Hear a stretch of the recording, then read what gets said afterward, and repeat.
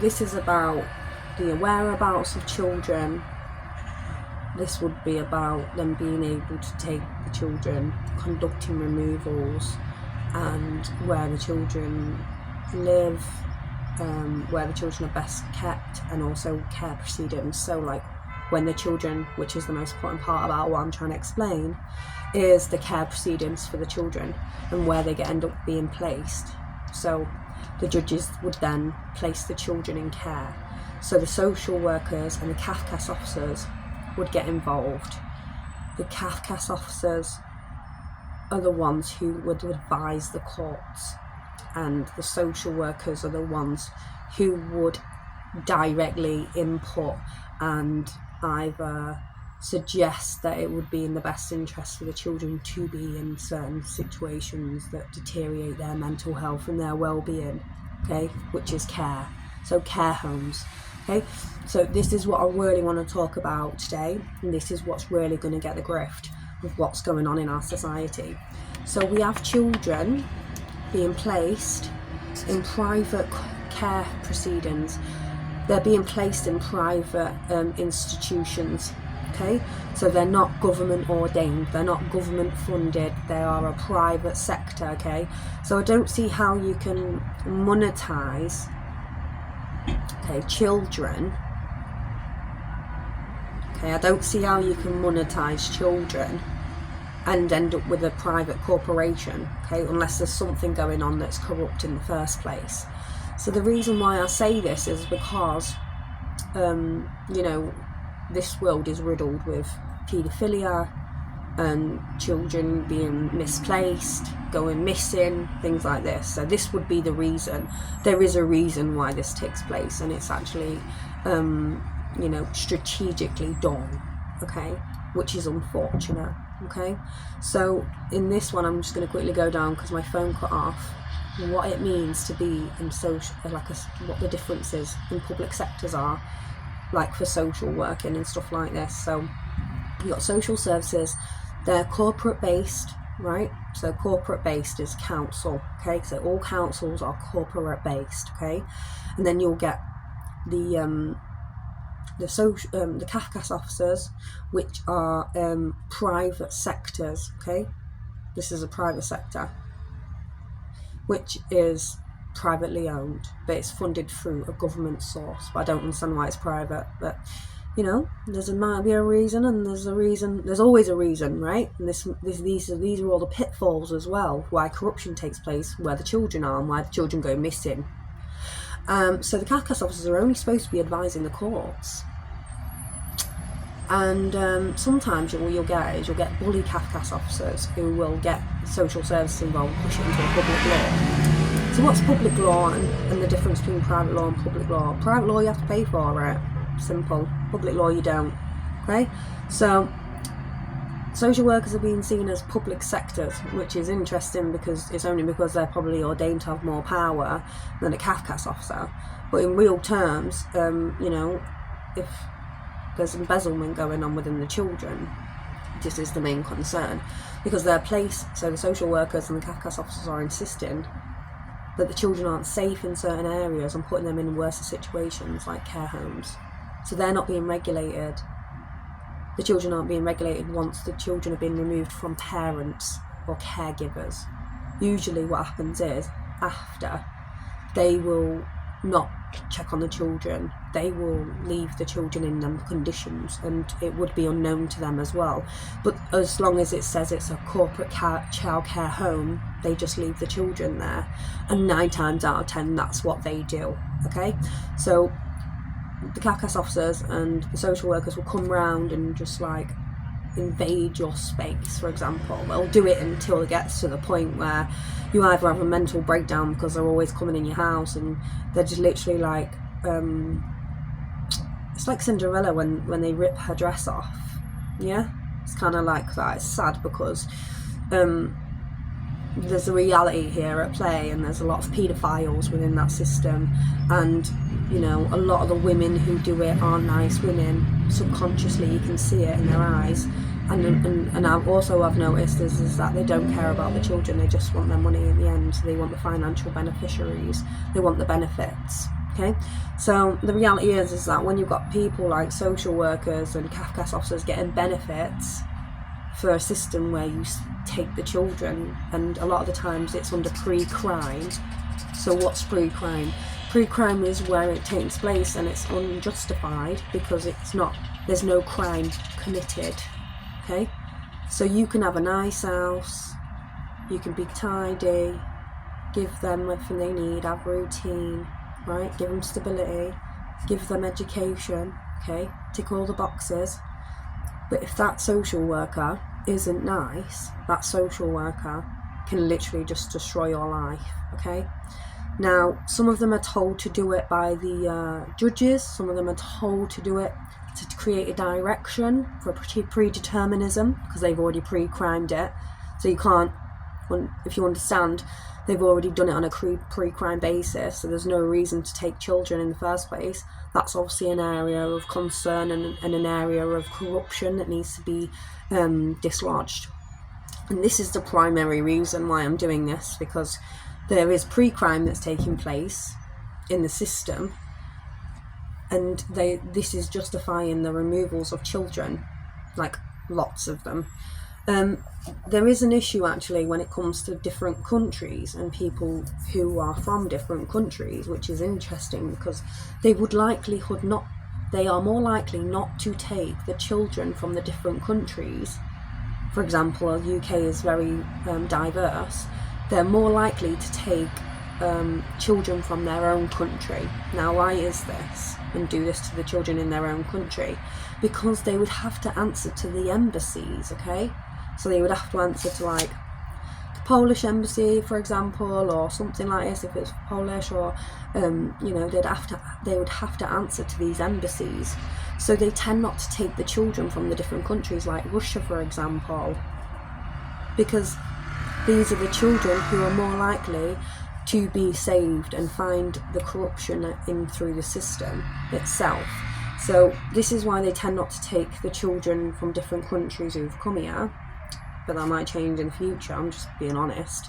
And then what they can do as well is that they're more likely to keep the children and take the children who are English, because they've got no one else to answer to now because we're out of the European Union.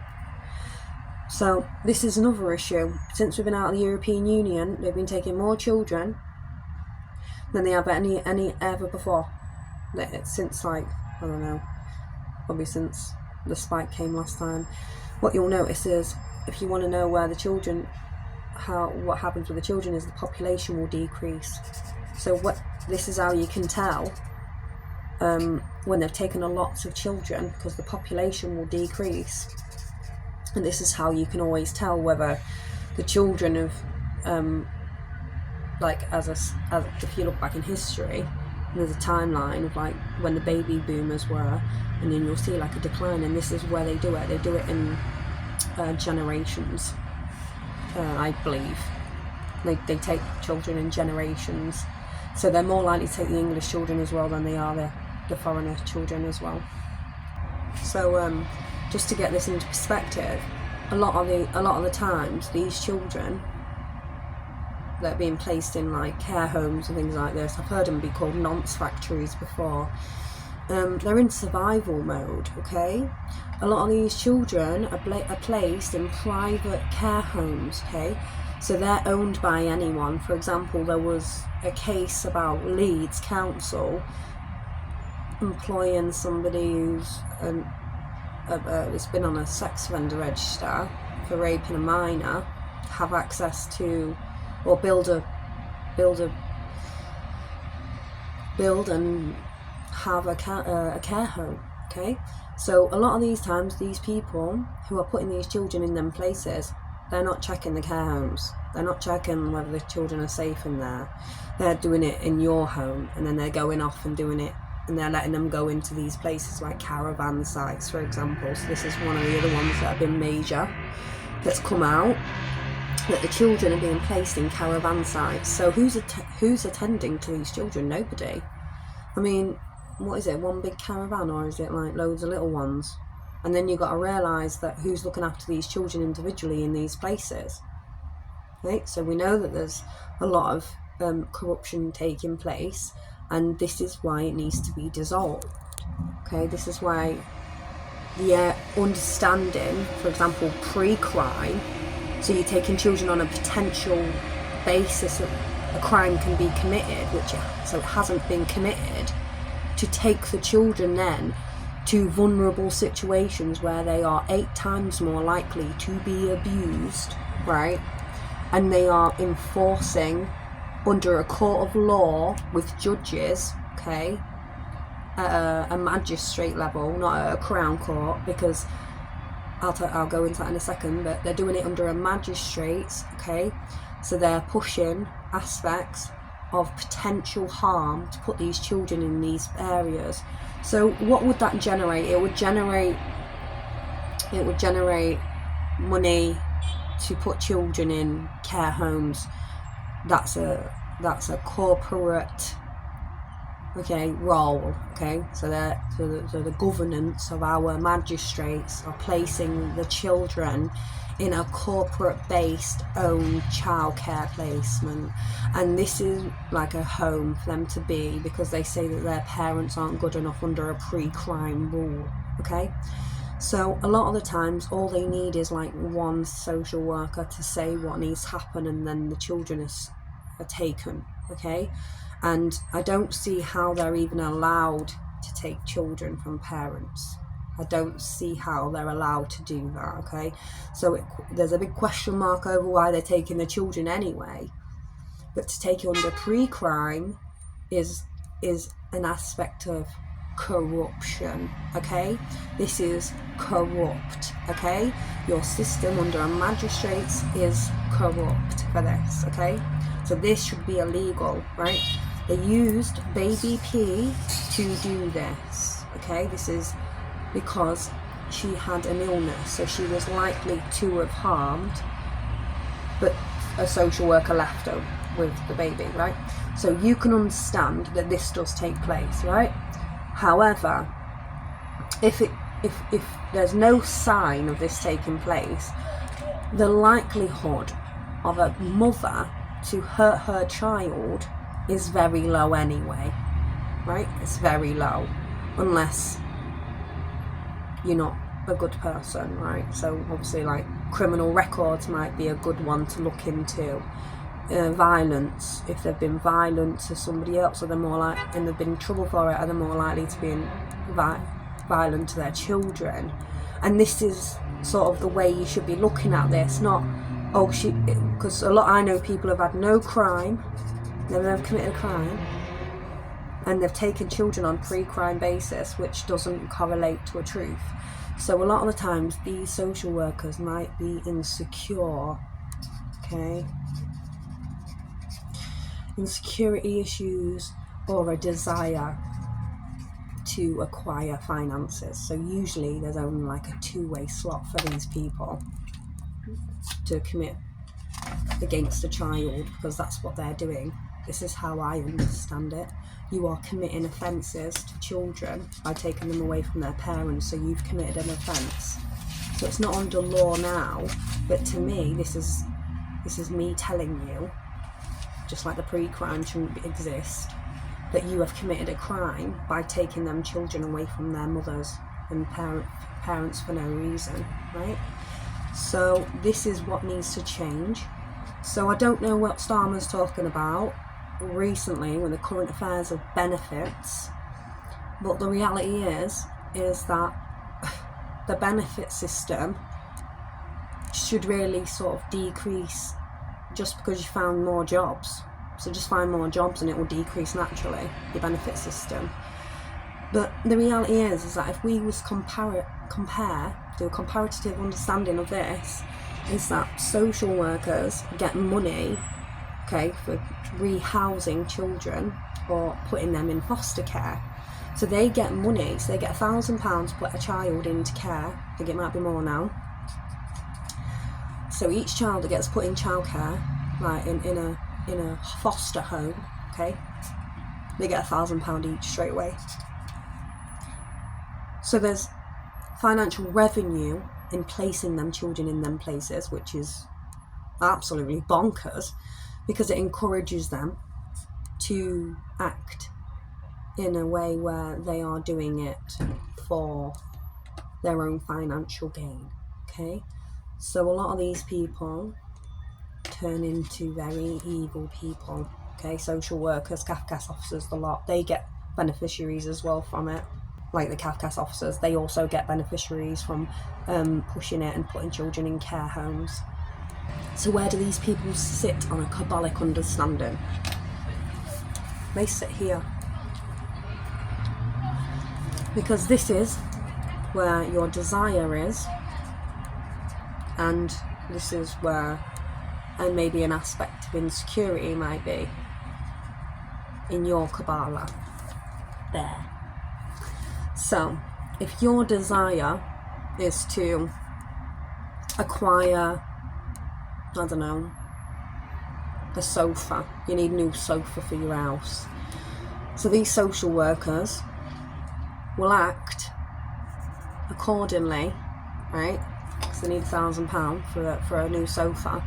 They'll act accordingly within their own discretion to take it upon themselves to place children in these situations and circumstances under a governance, a magistrate's governance in the UK, to use aspects of pre-crime, okay, which means that they are maybe exaggerating their claims about people's abilities, parents' abilities to parent their children, right?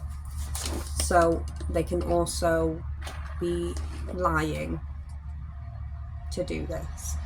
So I think they are fully well aware of this. I mean, the justice system would obviously know what's going on. So we have to understand then, what are they doing? So this is just as plain as the nose on your face to understand that pre-crime just creates an aspect of corruption within the governance. And maybe, Starmer, you should think about removing the bonuses for them, and maybe you can save some money. So what do they do in the courtrooms? They use children as bait against the parents.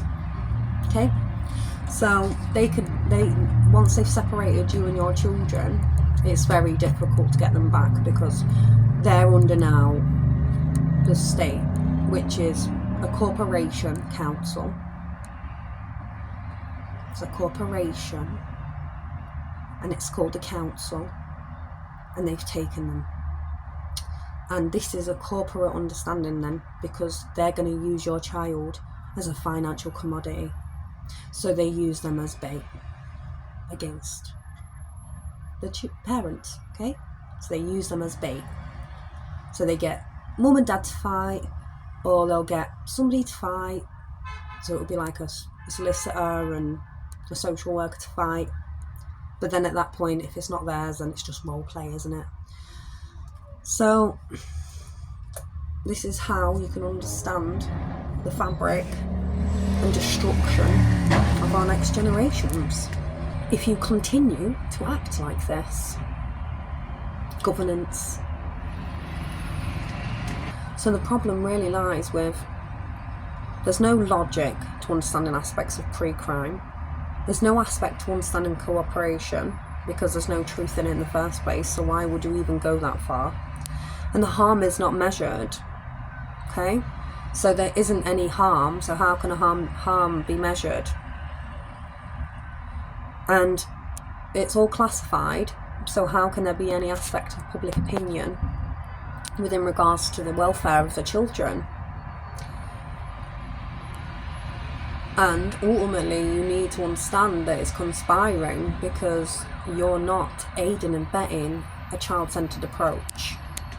You're rather aiding and abetting a corporate approach, and you're listening to people who have committed crimes within the soliciting communities in child law, where a lot of the soliciting agencies may have share stock holders within the company, within the child care homes. So this is where it gets dangerous, and there should be a separation within governance and corporate, because when the children are placed in them places, so solicitors want the children in them places. They encourage it in some positions, and it's really sad because a lot of the children should not even be in them situations. So, for example, let's just go out there. You have a child who's been in care for about 7 years. He left his mum under pre-crime. I don't know, she might have just didn't get him back, right? For example, and he ended up in care for 7 years through a system, and then he ended up being, you know, hostilized, right? So he was always alone, right? He never had any family. He never had anyone. He had to fend for himself. He had to pick himself up off the floor after he'd been abused in the care homes. A lot of these care homes aren't being assessed, and if they are, they're being assessed by a corporate council again, so that shouldn't be happening, right? Because they can hide things through that. It can be levels of corruption that are taking place through those zones, which shouldn't happen, okay? So this is another fallacy within your system, because you've got, for example, how long has the caravan site's been going on for, and you've left that? Yeah, it's sick. Is that how you treat your children, is it? Is that what you think that's how you should treat children, is it? I don't think so, somehow. I think if you found out if your children were in them places, I think our few governance and judges and lawyers wouldn't even have it. So what are you doing it to them for? Are they undeserving, are they? I don't think so. So you have all these children, they've been dragged up in care, they come out and they commit a crime. Or you treat them like they're a criminal. Right? Because a lot of the times, these people are being unjustified again and again and again, and guess where they end up back? In a governance under magistrates.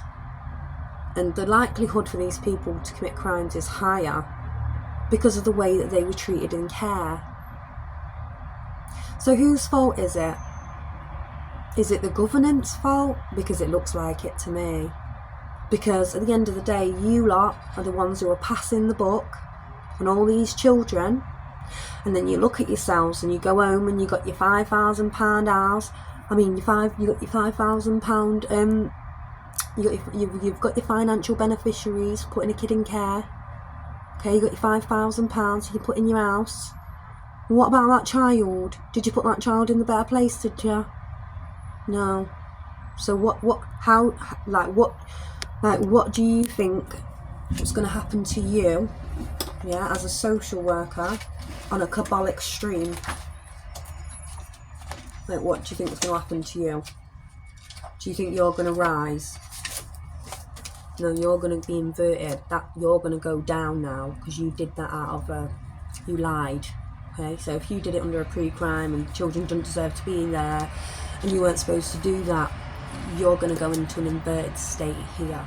Okay, so then now you have to go through the inversions.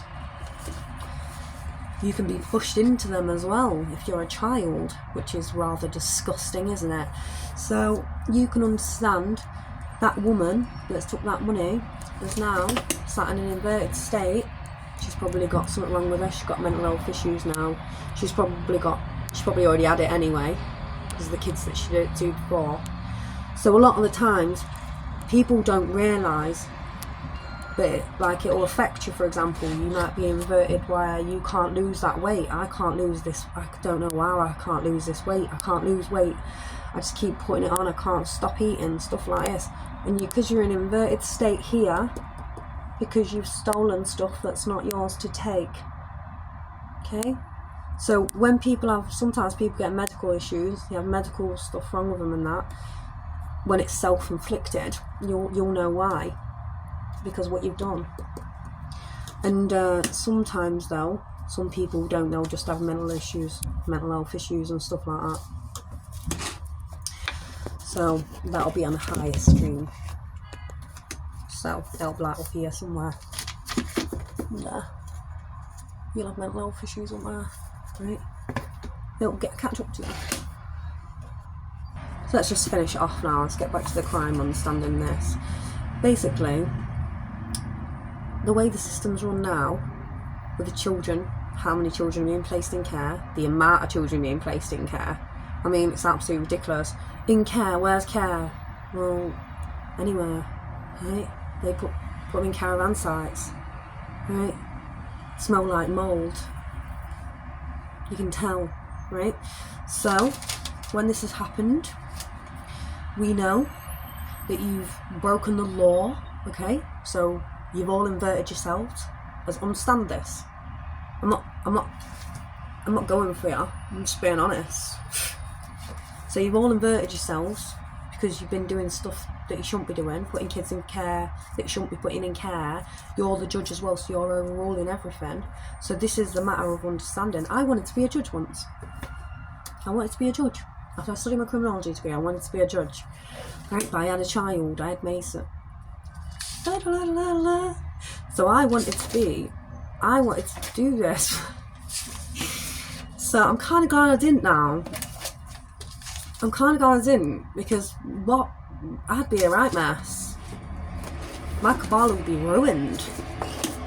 So this is why sometimes, children, you don't want to be a judge in your life. Be a teacher.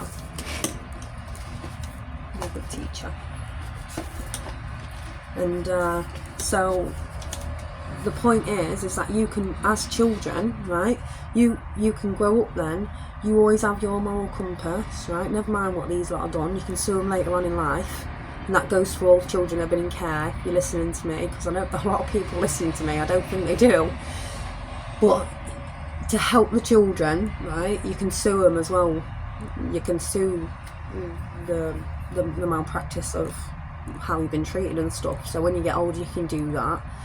And I think, you know, you can just keep fighting, keep saying your voice, keep telling them what you want, keep saying it. Like, don't just stop. Like, but I understand at the same time, you know, because, you know, a lot of abuse can occur in these places, and you should not ever be treated like this.